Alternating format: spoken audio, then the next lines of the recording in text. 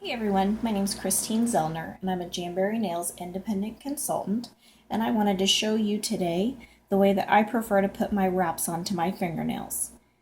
I'm going to show you the cold application method because it's my favorite and it's what works best for me personally.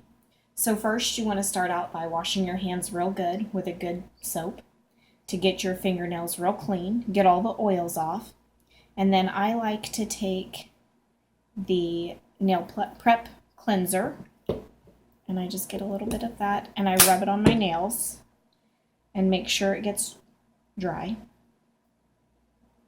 You want to make sure you get all of your cuticles pushed back really good. I like to use a spoon pusher. You could also use a rubber pusher or an orange stick, but you want to push your cuticles back really good because if you don't, that invisible cuticle will be up under the wrap and you won't have a tight seal. So I've already pre-measured out my wrap to the size that I need. You want to make it just a little bit longer than your fingernail. That way you have a little bit to file off and you're not getting too short. You don't want to touch the back of the wrap because if you're touching that adhesive, there's oils on your skin that could cause it to not adhere as well to your fingernails. So I use tweezers and I just get under there and I peel it off. And you want to line it up as best you can. The rounded part goes against your cuticle. You want to line it up as best you can. And my nails are shiny because I put that strengthening base coat on, the Jamberry strengthening base coat. So you want to line that up as best you can without getting it onto your skin or your cuticles. And starting at the back of it, you want to take your rubber pusher and just make sure you get a seal all the way around by pushing down and forward and out.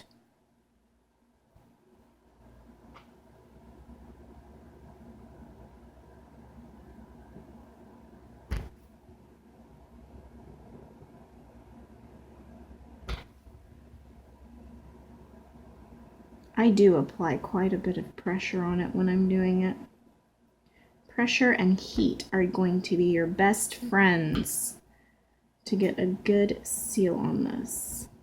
And I like to use the cold application method because if you don't get it lined up perfect the way you want it the first time, then you can kind of, if you don't have it pushed all the way down like this, you can kind of lift it back up just a little bit. Or it also, using this rubber pusher, I can really push on it and get it to kind of slide into the position that I'm needing for it. So we've got that on where we want it. I'm going to take my heater, get it warmed up pretty good. And you're just going to stick that wrap right in front of there for a few seconds. And then I like to push on it real good to make sure it's got a really good seal.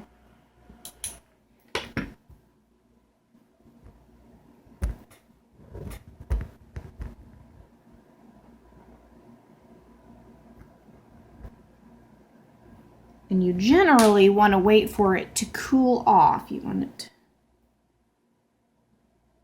want it to be hot.